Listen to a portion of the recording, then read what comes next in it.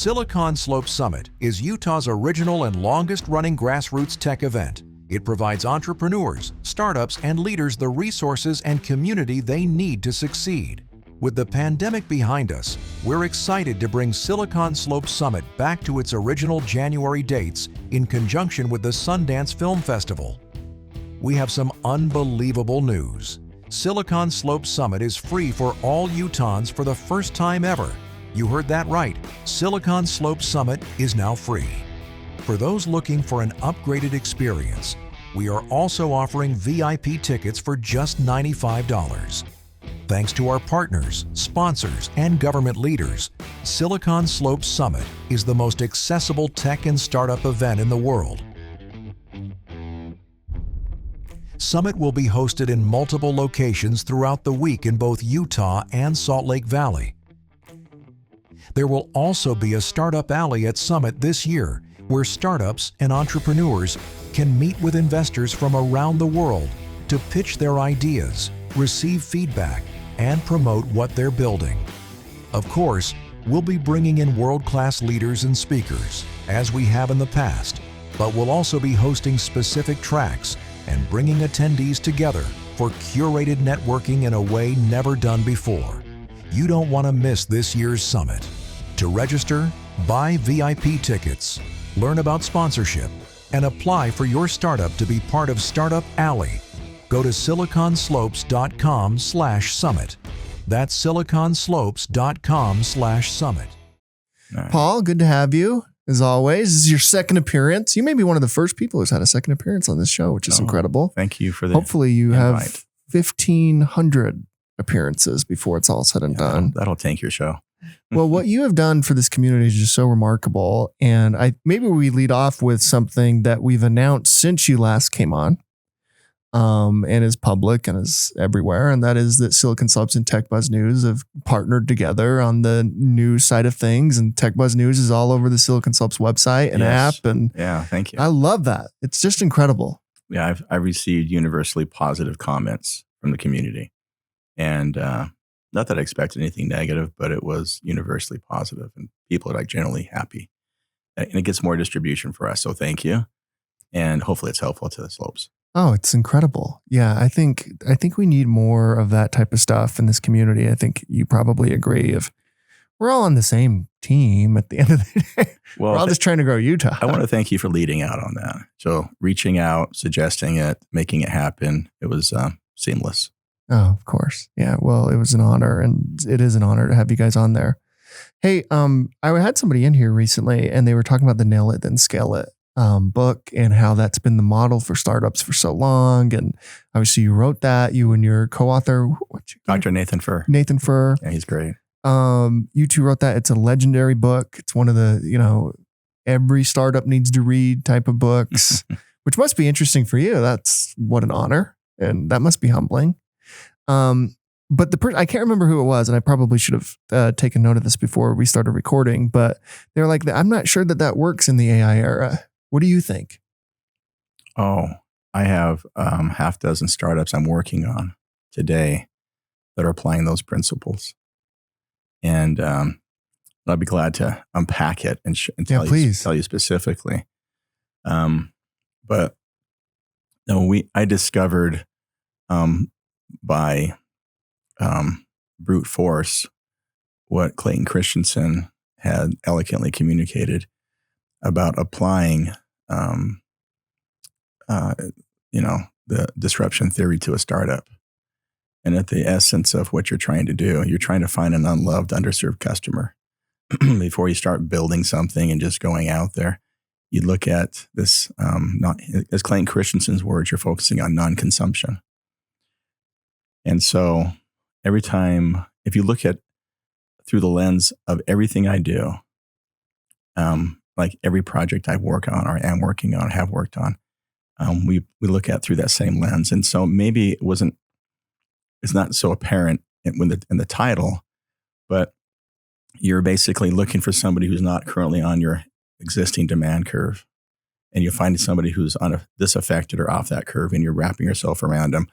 And then you're having a conversation with them to understand what is the unique problem that they're dealing with, and how can you wrap yourself around their problem? And I like to say, fall in love with the problem, don't fall in love with the product. And then in doing that, you build out from this person who's currently outside the market, and they grow up and they end up expanding and growing and niching the market. And if you look at what we did at Ancestry was AI, and it followed. It was actually the very first nail it and scale it interviews that we did. We went into the houses and watched individuals do genealogy in their house and try to understand what they were doing. So basically, this new emerging category, wrap ourselves around that customer. And then in the observation, one of the engineers noticed they came back and watched one lady 2 days in a row, and they noticed that she was doing the same search one day to the next. And they asked her, why are you doing that? She said, well, you put new databases online every single day. And I'm hoping that my third great aunt will show up today that I'm looking for. This person, I know she was there. I need more information, or grandfather, whatever that could be. And so the engineer said, we can solve that. And so they went and created a machine learning, early AI capability to match your ancestors while you sleep, and created these trees and these guesses. So that observation came out of these conversations and applying machine learning to it. So if you look at many of the AI startups out there, they're just wrappers of AI. They're Chat GPT wrappers. Yeah. And you're just putting it around it. They're not actually AI startups. I think we can say it. Well, think about it this way. Is a startup that builds on top of Amazon Cloud Services a startup? You don't have to go build all the infrastructure. You don't have to go build all the, bare metal up. You now can build on the next level. And so AI is creating these can versus can't experiences. Things that weren't possible yesterday are now possible. Just because it's easy doesn't mean it's not innovative. And so I look at the world completely differently now.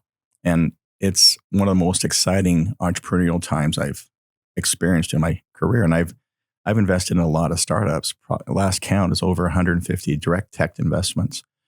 And I am more excited now than I've ever been. Does it make you want to get back into the investing game? Hard pass.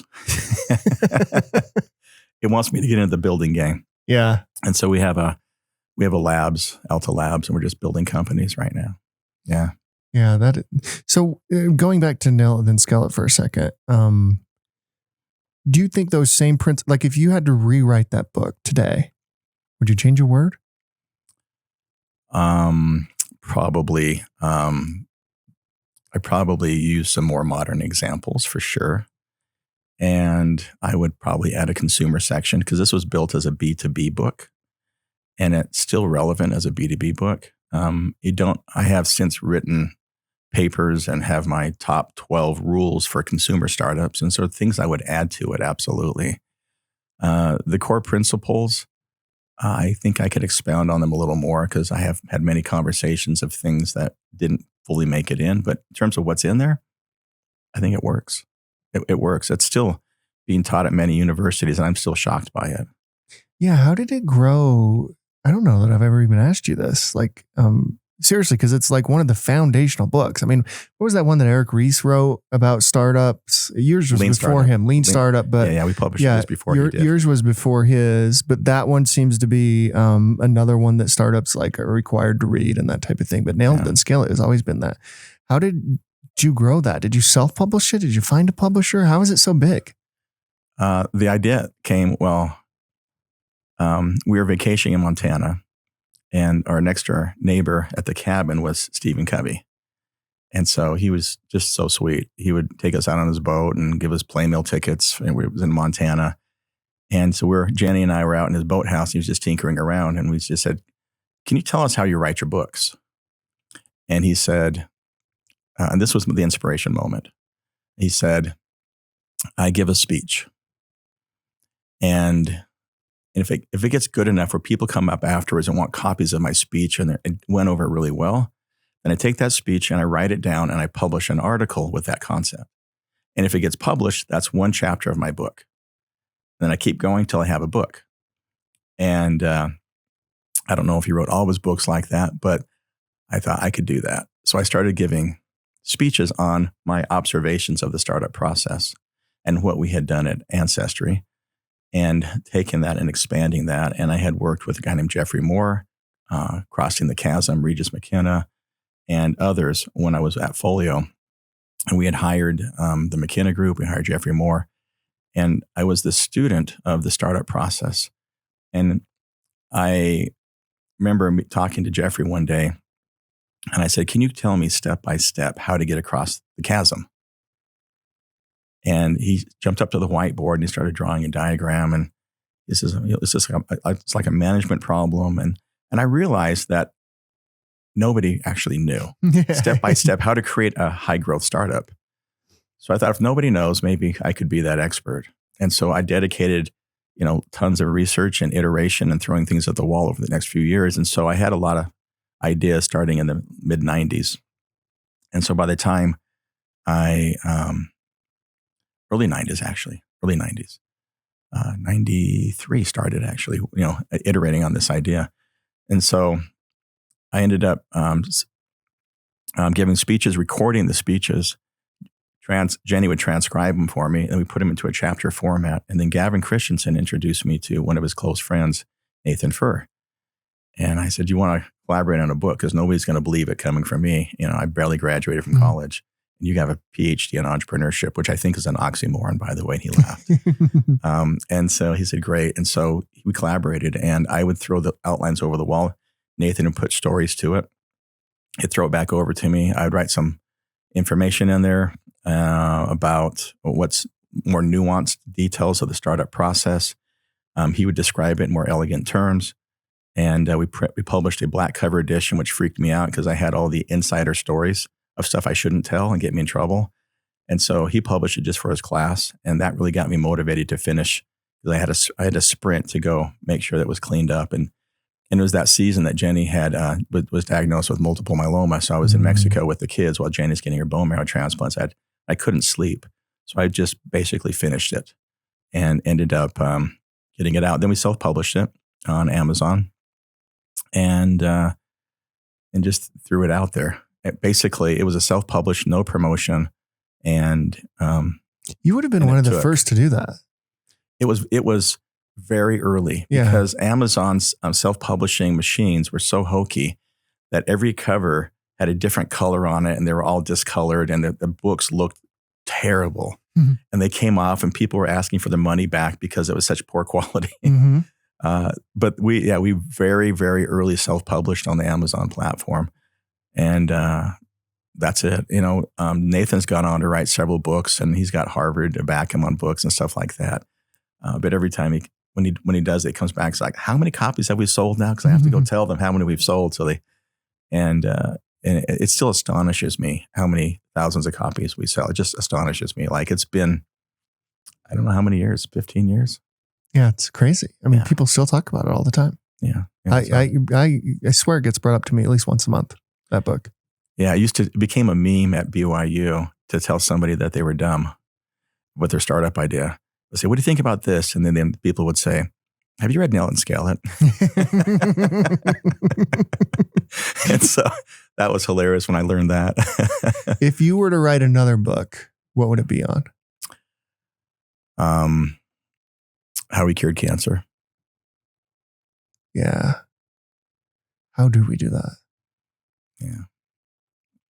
That is where our family is focused primarily. We're heads down in cancer and poverty right now.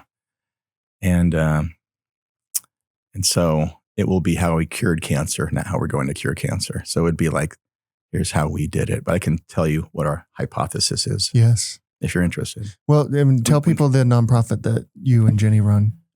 Jenny is the CEO of our family foundation called Health 3 Foundation. And it's a 501c3 nonprofit. That's a cancer advocacy organization that supports blood cancer patients. So we support multiple myeloma, which is Jenny's cancer, AML, which is the cancer my brother passed away from, David, and 40 other cancers. So about 41 cancers, 41, 42 like cancers. The Hodgkin's ones? Hodgkin's, non-Hodgkin's lymphoma. That's what my son had. My son had that. Yeah. Well, we have educational materials on the website. We have classes, experts in interviews we've done. And we have a really solid community platform where we've built these community platforms so to engage the patients, where they meet them where they are. And then on top of the community platform, we have a data platform where the patients can now start sharing their data and their story to help other cancer patients. And so to date, the foundation has a direct API integration into 2,975 hospitals. Well, they'll pull the data from the hospital, all the cancer patient data, into a central record and create an Uber patient record, because the average cancer patient is seen at 3 different hospitals. And then they aggregate that into that level 1 data. And then level 2 is they bring the cancer patient's knowledge. How did this go? Did you have any side effects? And you pull all that information in and aggregate it. And then you break it down by lines of therapy. And then level 3 is we have a full-time 8 doctors that go through the records, and they make sure that all the information has been validated. And sometimes the pull from the EHR records, you use what's called a FHIR, API, FHIR. And that sometimes the standards at the hospitals are different in terms of, and so they normalize the data to make sure that you can do research on it. And so they've built this very sophisticated, unlike it's never been done before. People have tried to do this, but they haven't, because it's not just a de-identified patient registry. This is a live, active database with services to patients that we can interact with the patients. And then on top of that, we provide services back to the patients. So we connect them and match them to clinical trials. So back to your AI question. In this world we're in, we need to look at, so data is the new oil in the AI world. And so we're not gonna win on technology. And so if you look at, that's an arms race where you have 3 major global players and more coming online that have deep pockets in the billions. So let's just build like Amazon Web Services on top of that. And so what's unique? What can you build that's defensible? It's data. And so in the cancer world, it's actually the patient data, and it's the missing key. Patient's data has been locked down by regulations and laws and misunderstanding. In fact, it's the only, I say it's the only industry that doesn't know that the internet exists, because it's just totally locked down. Right. My data is sitting in 10, 11 databases at multiple hospitals. Less than 8% of all my data is sitting inside the EHR of electronic health record system of any one hospital, because those EHR systems were built for billing purposes, not for curing. And then a lot of the information is sitting in unstructured notes in the doctor's notes. So under the Trump administration, the last administration, the very end of administration, they enacted a law that required Epic and Cerner to unleash the data and make it available. They've been dragging their feet. And it's not like people hadn't tried. IBM put $10 billion into IBM Watson Health and failed. And they got cut off from the data by the EHR systems. They blocked them from access. Is that a HIPAA thing? Like why? Lots of reasons. So if you take it from the hospital perspective, the hospital legally cannot opt out of HIPAA. So a hospital can't, with ease, very, very difficult, I don't know if any of you have ever done it, aggregate the patient's data from other hospitals. They can get their hospital, but patients may be seen at Mayo Clinic and MD Anderson and Memorial Sloan Kettering, and that data sitting in those silos at those hospitals. So each hospital has their own data, but they don't have all the patient's data. So you have HIPAA, which stands for Health Information Portability. And people forget about the portability concept, and it had the opposite effect. It locked it down. So HIPAA is one of those issues where the hospital can't do it. On the pharma company side, they've been blocked from accessing the patient data directly without a partner in the middle. And regulations actually prevent the pharma companies from talking directly to the patients. And it goes back to the Tuskegee Airman experiment in the I think it was the 40s, where they were experimenting on black soldiers without their knowledge. Yeah. It's horrible. And so they created rules and things like MK Ultra and things like that. Yeah. So you created now you had a low trust in the pharma industry, and there was Wild West back in the day. So they've been actually blocked from communicating to the patient. And so this data sits in silos, disconnected from the patient's name and their information. And so what you would think would exist inside the hospital just doesn't exist today. And then the tech companies tried this. Amazon made a pass at it. Google made a pass. Microsoft created Health Vault. That failed. IBM Watson Health. So all the tech companies have proven that it is impossible for a tech company to do this because there's not the trust there. And so we looked at this and said, okay, clean sheet of paper. What is the core problem? And the core problem is the patients are the key. Again, non-consumption, disruption, off the curve. So the unloved, underserved cancer patient, how do you wrap yourself around them and support them? And what is unique that they can do? What is their superpower that nobody else has? They have access to their data. And they can give access to their data.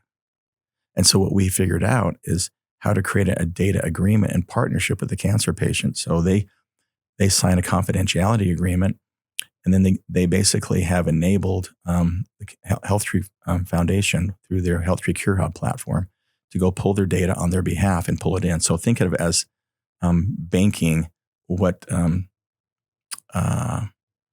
Plaid is for the financial industry, where it can go out and put your banking information from the different banks and aggregate your financial information. So HealthTree built that for healthcare. So you can now aggregate your all of your health data, pull it in a central location, and then they give you 200 plus questions. So everything in your head gets dropped into your system.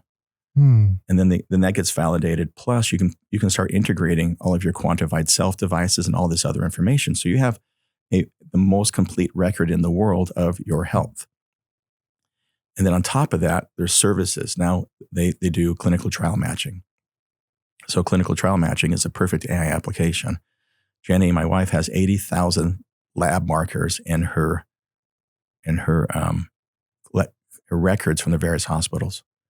And those 80,000 lab markers have to match to 500 plus clinical trials and all of the inclusion and exclusion criteria. So if you put that together, it's a combinatorial mess of how do you take the hundreds of thousands of patients, match them to all of the inclusion and exclusion criteria when you don't actually know the details of the patient.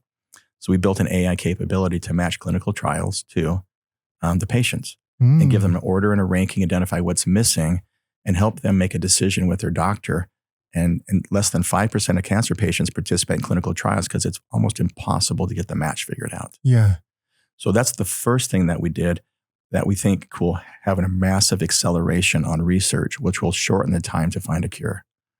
So it takes about 2 years plus to accrue patients to a clinical trial. So in HealthTree, we'll do 165 studies this year. Many clinical trials will be supporting. We went from 2 years to, on average, it takes us less than 2 months and many 2 weeks to accrue patients to the trial, between 500 and 1,500 patients to accrue to a study. So we're able to do things for free that would cost hundreds of thousands or millions of dollars and take years, and we can do it for free in weeks. So we've been able to collapse the time to do research. And it's astonishing, absolutely astonishing. Jenny has a team of researchers and PhDs that work with her. And then she's collaborating with every top hospital in the United States right now. So that's been just an amazing advancement. In addition, her foundation created something called the twin machine. So you connect with your genetic twin that looks just like you, because we have all of your information and everybody else's, and we match you to your genetics and your age and history and disease type and phenotypes and everything else. And you basically create this nice match.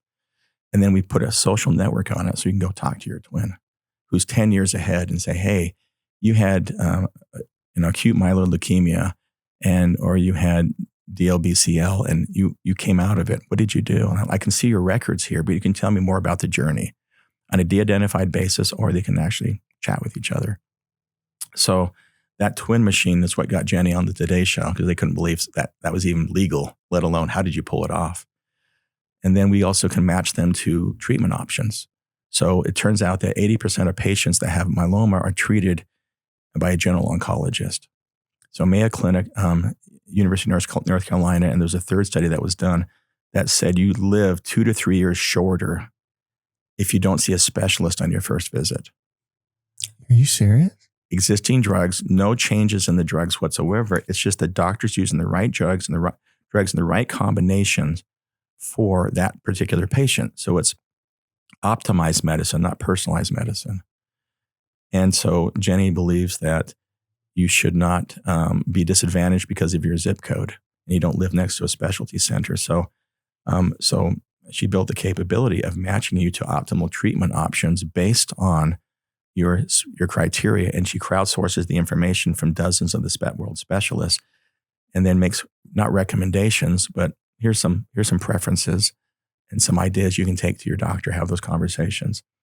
And we've had miracles just happen. One guy out of Colorado was end stage cancer and nothing was working. And he gets into Health Tree Cure Hub. And last time when I saw him, he had a full neck brace on because it was tearing his bones apart. He couldn't hold his head up. And myeloma just pulls your calcium out and it puts it on the wrong places. And has great bone implications or involvement. And so we got into Health Tree Cure Hub. He saw that there was a drug that was a genetic match called venetoclax. And venetoclax wasn't approved. It would have been off-label use of venetoclax. And so he took it to his doctor. His doctor said, "You're not approved. Nobody's going to give you that drug." So then he calls Jenny up, and Jenny puts it online with a specialist and gets his doctor online with a specialist. He gets the drug, and he gets into a complete remission. No more neck brace. And he became a coach for the foundation and coaching other patients. So those stories, it goes outside of medicine. Where medicine is, you're getting 17-year-old medicine into your healthcare delivery system. 17 years old on average. From the time you get a validated hypothesis all the way through the phase 1, 2, and 3 in clinical trials and get into delivery. So, but there are things happening in phase 1, 2, and 3 that will dramatically accelerate a cure. And how can we find those signals faster? So those are some of the services. Then on top of those services, the foundation does research. And we came up with this idea that was suggested by one of the doctors. Could you do a synthetic control arm for clinical trials? Could you do what's called a case match? So we started looking for phase 1 drugs that had promise, but they were dead or people who didn't have the money to do anything with them. And we took the data out of the phase 1 trials as published public information, and we started comparing it to patients that, as if we took a Wayback Machine and compared 2 or 3 patients to each patient in the trial doing a complete match. So we created what I would call a synthetic control arm. And then we started identifying matches for these individuals. And then we tracked the outcomes of the synthetic control arm of the case matches to the people that were in their phase 1 trial. And the first one we did, we matched 15 cancer patients in a study out of Johns Hopkins. And the study looked amazing. It looked actually too good to be true. And there was a published paper on this. Actually, it wasn't published at the time, but it got published right in the middle of this. And the case matches didn't perform as well. So they had all available treatments to them as opposed to this one treatment, which was a cancer vaccine. And the cancer vaccine performed better. So in the middle of this data, we can now start seeing signals that are not obvious and use the cancer patient data. So with that particular example, the results were so astonishing. I went and bought the assets of the cancer vaccine from a publicly traded pharma company and started a cancer vaccine based on the data. How is that going? Amazing. Really? Yeah. Well, did you ever think you'd do something like that? That's incredible. No, never. That's wild. So we have 2 decisions that every decision at the foundation is made based on a compass that you ask 2 questions. The first question is, does this increase trust with the patient? Yes or no? And if it's not increasing trust with the patient, then don't do it. Because if you lose the patient trust, then you lose access to the patient data, which means you lose access to the superpower to actually move the needle. And the second question we ask is this decision moving us closer to a cure? So if it's not increasing trust and moving closer to a cure, why do it? So from the structure of the nonprofit foundation to everything in between, we created this as a vehicle to accelerate a cure for Jenny's cancer and all the people who have multiple myeloma and also all blood cancers. And so we're we're just starting to hit the knee of the curve, and it's amazing, Yeah, so it's been fun to watch the journey. And in the early days, it was Jenny and a Mike doing doctor interviews on a podcast, and she was so nervous, she was shaking and crying. And it was just her for the first 2 years, no assistant, and then just started growing it up. And now she has the largest, in terms of the number of patients served, the largest foundation in the world for multiple myeloma in terms of absolute, raw numbers. Do you think some of the keys of that is that you are a nonprofit versus like a Microsoft or Amazon? And, you just hear that and they're getting into health. What? Yeah. Yes. The answer is yes. The nonprofit was a function of asking the question, does this increase the trust or not? And in fact, I came up with the idea for the Health Tree Foundation. My brother David had acute myeloid leukemia 19 years ago. And he lasted for 12 months. And I had this idea because 6 months in, he was in the intensive care unit he was given 48 hours to live. And they just told us to pull the plug on him, and he's just not going to make it. And David said, choose life at every choice and just try everything. And so we had done research, and there was a drug that was on the market called Mylotarg, and it had a protein that manifested on the outside of the leukemia cell called CD33 protein. So this protein was attached to the leukemia cell and nowhere else in the body. And so this drug was the first of its kind antibody drug conjugate that would target a specific protein. So we asked them if he could give them this drug. And they said, no, we can't. It's not approved. And I said, well, okay, let me ask it a different way. What do I have to do to get you to give this drug to my brother? Well, you have to go get the permission from the inventor. Who's the inventor? Irv Bernstein. Where does he live? He's in Seattle. So by 6 p.m. that evening, I was on the phone with Irv Bernstein in a restaurant and on the phone with John Ward, who was the head of Huntsman Cancer Institute at the time, and gave him permission. Now, Irv doesn't even remember the story because someone back, remember that, Irv? I don't know. Some crazy guy hit me up at a restaurant. I don't remember that. I think we called the restaurant and they went to his table. I don't even know how I pulled it off. So they gave him permission. David was out of the hospital 4 days later. His cancer hit a remission and he was out of the hospital and he lasted another 6 months. That drug got approved 14 years later for the exact indication that David had. Late stage AML, young patient, refractory to all their conditions with CD33 protein present. That's what Health Tree is about. So I had this idea, we could do this. We could leverage the data and patients could crowdsource this, and with partnership with the hospitals and research and doctors. And then nobody would support me. In fact, the head of Huntsman Cancer Institute Research, Steve, said, Paul, it's because of you, guys like you, that we haven't cured cancer yet. What? Yeah. And I said, tell me about that, Steve. And he said, because a rich guy's family member gets cancer, you create your own foundation, you splinter resources, you don't give them to us. And so I thought a lot about that. And so as a for-profit entity, the crabs are going to pull the other crabs back into the pot. They're not going to let you walk away with this. And tens of billions of dollars have been invested and lost in that attempt. So nobody's ever pulled it off.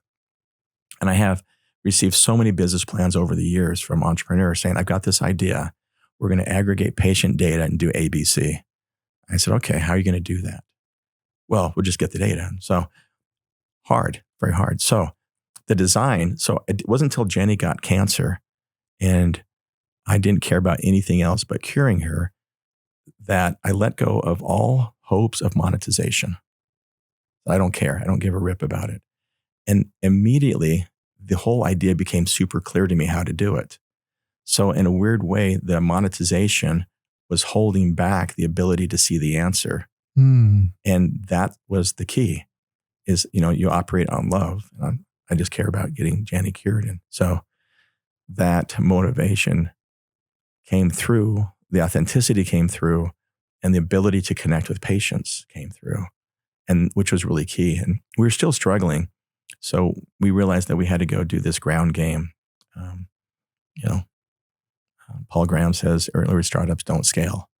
So I said, okay, let's do something that's totally not scalable. So summer 2018, we went on the road and did 50 city tour, had a face-to-face conversation with 840 cancer patients, asking them what it would take to get them to share their data openly. And by the end of summer, we figured it out. And we came up with the answer. And then we basically built the system. We had an India team and a US development team working around the clock as we had these interviews. And we take the conversations, listen, iterate, build something, show it at the next meeting, 50 iterations all summer. I slept in my bed 4 days in Utah. We literally lived on the road. And we figured out how to get patients to share their data and crack the code. And it went back to what happened at Ancestry. When we at Ancestry went from genealogy to family history, we kind of reframed the problem so it was more applicable. And we reframed the question to the cancer patients. Can you, and maybe too much information, but that's how we reframed the question. And it said, Health Tree is you sharing your story with a stranger next to you here in the room, and then them sharing their story back to you, and all patients connecting. So you guys have the information to connect the dots to help accelerate research for yourselves. And we said it more elegantly, but in essence, that's how the conversations emerged. And then the shaky leaf technology idea at Ancestry popped into my head. Well, what is the shaky leaf in cancer? It's connecting your dots in your data and then identifying potential solutions for your treatment that you may not have anticipated. Who was it from Huntsman who said that? Steve Prescott. And rest his soul, he's passed away from cancer recently. Yeah. And he was a great guy. Yeah. By the way. I mean, the Huntsman cancer, they're so incredible. No. Oh my and gosh. I love them. I love the doctors. Doug Sabora over there is my wife's doctor right now. He's amazing. He's the head over there. And so this was not the hospital. This was the research arm. Yeah. Yeah. Well, there's a point there, right? He's coming from a perspective that at least needs to be looked at, which is like, man, there are a lot of foundations that are doing this. And could there be some consolidation there that would help this? Or is it better, like maybe what we would think is like more free market, like may the best one win? Free market, baby. I think so too. Yeah, I think free market. You have, especially in the nonprofit world for cancer, they're exceptionally sharp-elbowed. And the nonprofit world is probably more brutal than the for-profit world, I think. In a strange sense, because they're all trying to raise money from the same people. Yeah. And so they have this weird disincentive to collaborate. Oh, yeah. Yeah, it's the craziest thing. Yeah. So trying to innovate in the nonprofit world had its own challenges. So how are you? So you're doing that, and then you're also ISO talent. Like, what are you working on? Like, what's a typical day look like for you? Well, I just brought on a COO to help organize my world. But my typical day is we'll start with a stand-up in the morning for one of my companies. So ISO Talent, Obra, Meridian Therapeutics, Health Tree Foundation, and have a kind of a coordination lean-in meeting, or Alta Ventures, one of my funds, or one of my Peruvian. I'm on the board of Crayola, which is the first corporate venture fund in Peru. So we'll have kind of this stand team meetings and keep things going at a very high level, and then I'll jump into multiple board meetings throughout the week, whether it's Angel Studios, Crayola, Obra, whatever, one of the boards I'm on. And so those will be woven into at least one or two, sometimes 3 board meetings a week. And I've jumped on a few other boards. I just jumped on a board for a company called Grip 6 Socks. Grip 6. I'm not a shareholder, but I just love the product and just helping them out. And, what do they do? They're this minimalist design Utah manufacturer. They do belts, socks, belts, and wallets. Oh. So they design very innovative, sleek designs, and they all U.S. manufactured materials, wool, knit them on property in Utah. So it's just really authentic Utah brand. That's cool. And BJ Minson runs it, and he just crushes it, just absolutely. So I love stuff that's made in Utah, and I want to support it. So I just say, can I come help you? Yeah. So I'll jump in and then I'll spend time fundraising for the companies for the different projects, and helping move those projects forward. And then I do spend a lot of strategy time with entrepreneurs, coming with questions and problems and people that want to jump in and help out, interviewing people. So we have this lab environment where we're just creating projects. And so for me, it's, if you come into our office, it's kind of like seeing the inside of my brain, right? You get to see, with different interests and, our foundations in the office. So my kids get to work with us. And so one of my kids is working with me and Angel, one's at Oberon, and the other kids have helped out at, they're not kids anymore, they're adults at the foundation. So I get to spend time with family working on interesting problems. Ah, it's incredible. What is it about Utah that you love so much? That's a great question. Nobody's ever asked me that before. I love, like my mom was born and raised in the northern Mexico in Chihuahua. And so I was raised in Southern California, and I would go to Mexico to visit my grandparents who were school teachers and farmers, and spent most of my summers there.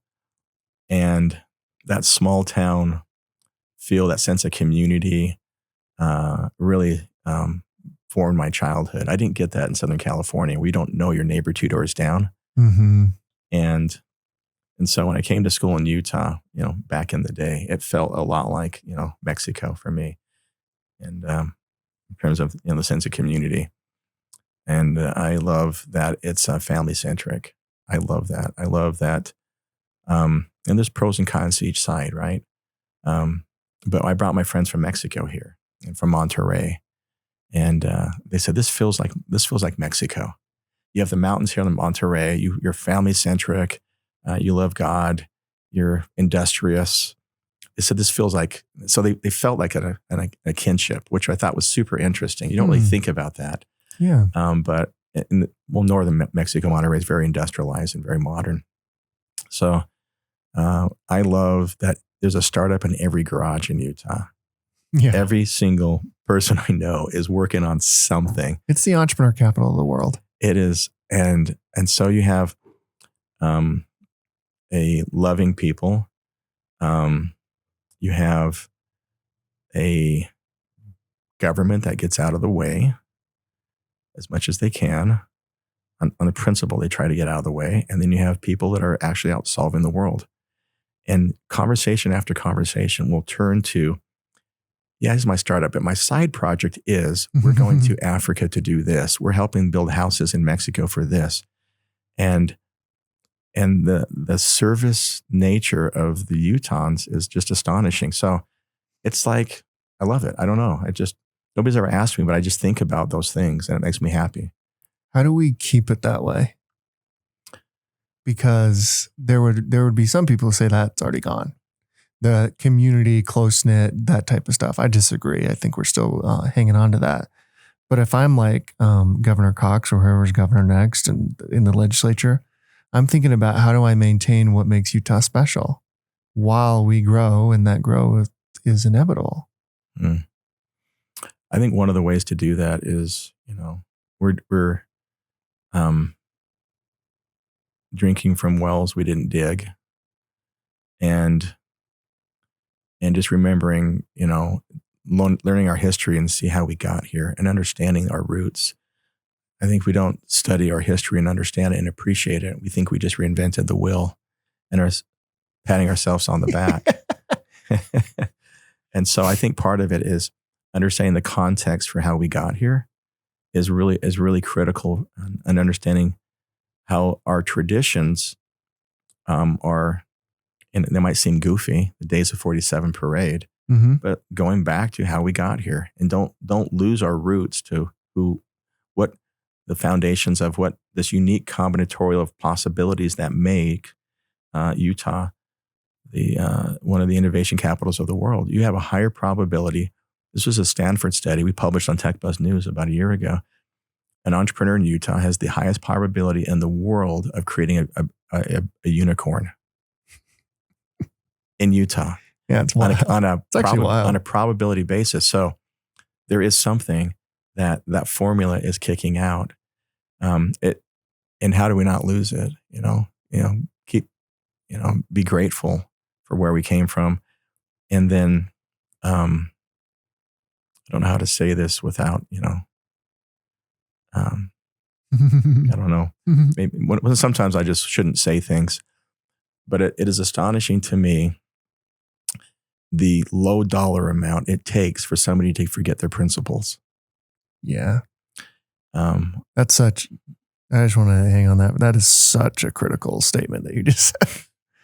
That is unbelievably 100% true. And it is crazy. So I have had this conversation with divorce attorneys. I've had this conversation with venture capitalists and investors and friends. And so I asked a divorce attorney, I said, okay, what are some of the challenges you see in driving the divorces? And he talked about lots of things, but he came across money. So what is it about money? He said, there's this weird number I run across. When the guy makes or the lady makes more than a certain amount, they think they don't need their family anymore. And I said, what's the number? He goes, you're not going to believe it. And I said, I'm guessing millions. He goes, it's $350,000.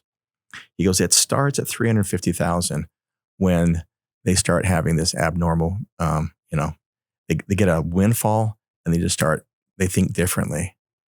And you think about up until that moment, what was going on in their lives. I need you. I need God. I need my community. I need my friends. And then all of a sudden, hey, I don't need anybody. I can go buy an island and be by myself. And you all of a sudden disconnect from all the people that got you there. And the lack of gratitude is astonishing. And so that saddens me because I've invested in so many entrepreneurs. And one of the things that goes through my head is, am I about to ruin this guy's life by putting this $5 million investment into their startup and put him on a rocket ride to that next stage? And I don't ever talk about it. I've never mentioned it, but it does go through my mind. And I think about what's going to happen to his family when he doesn't, need them. So that created this weird mission that I was on quietly. And I'll have conversations with entrepreneurs and just say, make your decisions now, what you're going to do when you have money. And there's two paths you're going to go on. One is a path of service and one's a path of consumption. And you're going to say, I earned this car, I earned this nice house. It's just, I did this. You're right. You did participate, but it wasn't all you. And, but rather than think that way, why don't you get on a path of service? And I said, if I asked you right now, if I gave you $10 million and I ask you, what are you going to do with your life? 99.9% of the people are going to say, I'm going to serve. I'm going to go do this. I'm going to do this. But if you're not doing it when the money gets you, the money becomes a rocket engine that pushes you down on the trajectory of wherever you're already going. And so if you're heading into the ground, that cash, just like cocaine, drives you there faster. It magnifies your personality. And so if you're already serving, and I think of John Huntsman in that sense, John Huntsman Sr. Incredible, man. He was already serving. He was already donating. He was giving part of his meager paycheck each month to a widow across the street in cash on an envelope under her doorstep. His wife didn't even know he was doing it.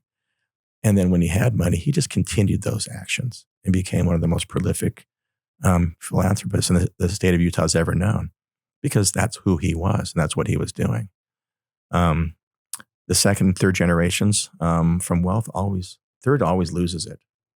So the other thing I worry about is what happens to the kids. If parents hold on, the kids are like, the third generation doesn't see how the money was made. And so they lose it. So I went to my financial planner when I sold my first software company.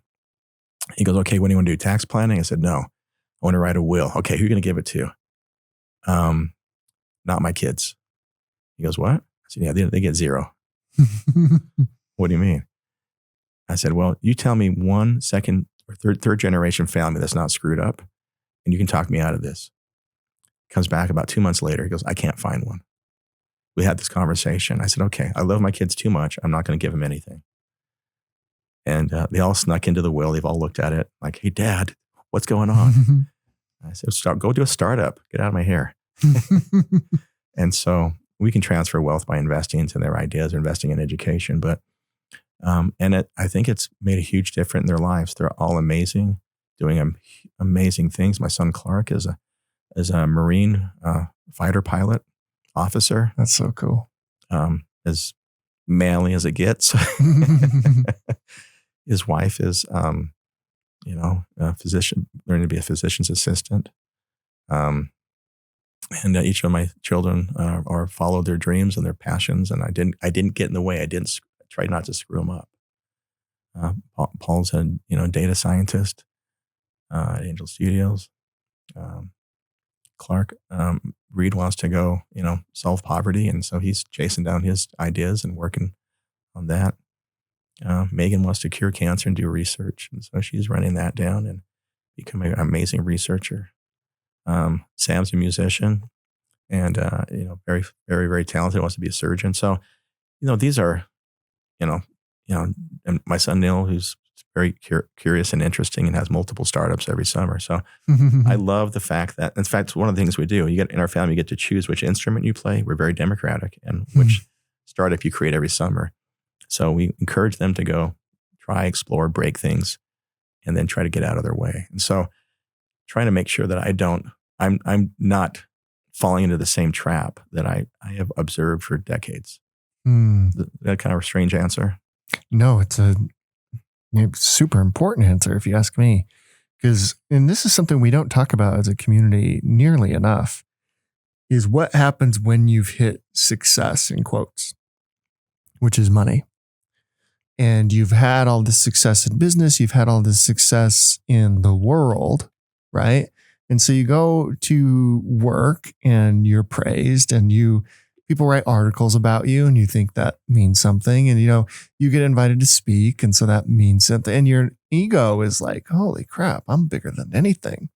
You go home and they're like, hey, Dad. They're not any of that. To them, you're dad, and the most important thing, right? And we lose track, I think, too often of how critical it is to keep that focus and understand that's actually the most important thing. Yeah. And the things that don't really matter, but you're doing them for your family and for you want to serve and you want to give back, all that type of stuff, are the things where you're on stage in front of thousands of people, or you just closed or sold your company for $40 million, whatever it is, right? We don't talk about that nearly enough, if at all, in this community. Yeah, no, you're right. That's a great insight. Your family keeps you grounded. Yeah. I think, as in Utah, God and religion has played a huge part in the culture and the history of Utah. But across all Christian religions, the two great commandments are love God and then love your fellow man as yourself. Don't forget yourself. You're right there next to him. And I think a lot of the challenges that we fall into is that we get our loves out of order. Mm-hmm. We love things and then we create a unique order outside of the order. And so God said, listen, it all works out. If you just put things in order, it just kind of works out. But we said, no, my certain pet peeve agenda issue is the thing I love most of everything, God, my family, and whatever that pet peeve agenda is. And it's up there top. And then everything else is second. That creates an inaccurate lens through which we view the world. And I believe. And so we develop these inaccurate lenses. And sometimes we need to take them off, wipe them off and put them back on so we can see more clearly. But that lack of prioritization is important. The Nail and Scale It book, back to that, was a book about doing good things in the right order. It was what it was really the first book about the order and the process of entrepreneurship. Every book prior to that was entrepreneurship principles and stories, so all goodness. But I was dumb enough or bold enough to say there may be an order and a process to doing things. And if you do the right good things in the right order, then you're going to have a higher probability of success. For example, I want to go hire a sales guy for my startup. And this guy's a rock star, and he came out of SAP. And so we would find ourselves doing these things and wait a second, have we nailed product market fit, or is this going to be frustrated? Or I'm ready to go hire, an ad writer and start creating my marketing campaign where I'm still working on product market fit. Or so there's an order of understanding, fall in love with the problem, build out from there, understand how you connect to the world and do things that make sense. And so it works in the startup world. It works in your life. So I do believe that. And so I do spend a lot of time thinking about prioritization of things and what goes first, what goes next. And usually when I get in trouble in a startup, it's because one or two things happen. I don't have the right talent around the table, or I did something in the wrong order. It kind of falls back to those two things when I get in trouble on a startup. And I think the same falls for our family. It's, did we put ourselves ahead of God or put ourselves ahead of our spouse? No, we're right there with them. Love your fellow man as yourself. So anyway. Yeah. Yeah. We both know very, very successful entrepreneurs and people. And this is the thing that they all struggle with the most. I mean, those who have done it successfully, those who haven't done it as successfully. This is the thing. It's like, how do you keep your priorities straight? And how do you not get lost in that ego inflating activity of, you know what I mean? Like, it's like, because you're not like your kids and and like your wife or like, they don't experience you like that at all. They actually think that's weird. Yeah. Right? I would say we come from farms. And so my grandfather was a farmer, and all my uncles on my mom's side were ranchers, and Uncle Diaz had cattle and orchards. And so in the old days, you had a lot of kids because that was wealth, having a lot of kids, and you go work on the farm with them. And so one of the things I've really concerned about is, how do I recreate this transfer of knowledge to my kids, transfer of knowledge to and culture and experiences? A company is the best way to do that. But culturally, we think it's strange that your family will work with you in your business. And they have names for that make it culturally unacceptable. Like nepotism, yes. Things like that. Nepotism. How dare you have nepotism? But as I study the Mexican culture, they're very successful of transferring wealth to their children. And they have normal, healthy, well-adjusted children. And there's an order and a process of how they do that. You come and work in the family business. And then you go to school and you get as much education as you can. And then you have to go work for somebody else's company. And then if you make it big in the world, you get to come back and work for the family business. And so that was a training ground. And then it was an honor to come back to. And so I thought, what can I create? And that's why I've really moved to creating companies now rather than investing, because my kids just didn't understand the investing side. I put money in, like wring my hands about he's not doing what I said I asked him to do, or that's not going well. And it just felt very disconnected. So it became unfun. But building companies and making mistakes and, going through that growing experience is fun. Well, you're in there every day and you're learning and you're fighting, rather than every quarter in a board meeting is when you get caught up. And so then you have that transfer and that knowledge. Anyway, I don't know. I'm just thinking about your question, but I think I don't know all the answers to that question, and it's a tough one. And everybody kind of has their own journey on that. But I do admire the people that keep their head on their shoulders and get to the other side. And it's so remarkable. And those are the true heroes. And then, service is joy. And if you can continue serving, there was a point in time where, I know this is going to sound bad.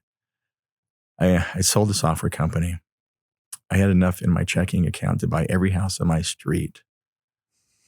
And I became disconnected from reality. Money it's like, I didn't have to think about what I was going to buy next or save up for that stereo. And it became strange. And there was actually this depression that happened. Mm-hmm. Oh, I see this almost every time. They're used in Silicon Valley. They gave it a name. They gave it sudden wealth syndrome. And if you go back to, Fiddler on the Roof, Tevye said, "May God strike me with wealth and may I never recover."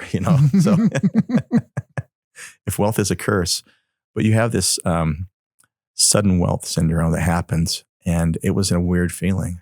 And somebody gave me great advice. They said, don't do anything for 1 year. Don't buy a house, a car. Don't do anything. Don't change anything. Let it settle in and understand, because it will change you and it'll change how people interact with you, and it will create all kinds of weird dynamics. So we didn't. We just sat on it.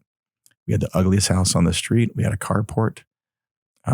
people in my neighborhood thought I was a caterer because we threw a lot of parties. And they thought that's the only way you could possibly afford to throw that many parties. You're just getting the free food after the party and distributing it to the neighbors. I drove a Nissan Altima. I remember Greg Warnock said, "I'm not driving with you in any of your cars because nobody believes you've had an exit." And so that settling period allowed me to ground myself a little bit and not basically go out and go crazy. And then I set priorities with Jenny about what we're going to do and how we want to go. Because we said, when we earlier married, I said, when we have money, what do you want to do? And that's what we did. So the first thing, our first mission was going after poverty. Mm. And so we have many big swings at poverty, and a lot of swings and misses. But creating the first tech fund in Mexico was a poverty initiative. Creating the first fund of funds in Mexico, opening up capital, which to Mexican entrepreneurs was an anti-poverty initiative to help facilitate and enable the knowledge economy in Mexico. And that, the United States venture industry didn't take off to the early 70s till the pension funds can invest in the asset class. And it struck me down there that not a single pension fund has ever invested in private equity in Mexico. So we ran a process. It was a lot of fun. We involved the president's office of Mexico and his cabinet and World Bank and IFC and many others to come up with a capital formation strategy for Mexico to how to change the laws. And it ended up happening. We helped create a spark there where Guillermo Babitz, the head of the CNBV, which is the Mexican SEC at the time, and his right-hand man, Dario Luna, changed the rules. So the pension funds can invest in the asset class, opening up billions of dollars. Then we went and created the very first fund of funds in Mexico, Northgate Mexico, in partnership with Jared Stone, Tommy Vardell, Brent Jones, Mark Harris, the very first fund of funds in Mexico, and opening up the asset class. And to me, that was like one of the greatest joys of my life, to be able to bring this asset class back to my mom's country and help create knowledge economy jobs. Yeah. And so it was a race. There was another group that was in the neck and neck with us, but they had the Mexican fund of funds, but there was never a private fund of funds. And so we created the first one. And then we went to Peru and took the playbook and went to Peru and served and just started wearing ourselves out. So, yeah. It's incredible. Well, it's always great talking to you, my friend. Yeah, thanks, man. It's always great to have you on here. Thanks for everything you do for Utah, everything you've done for the world. It means a lot to have you back on. Well, thank you for the honor, and I'll try not to let it go to my head.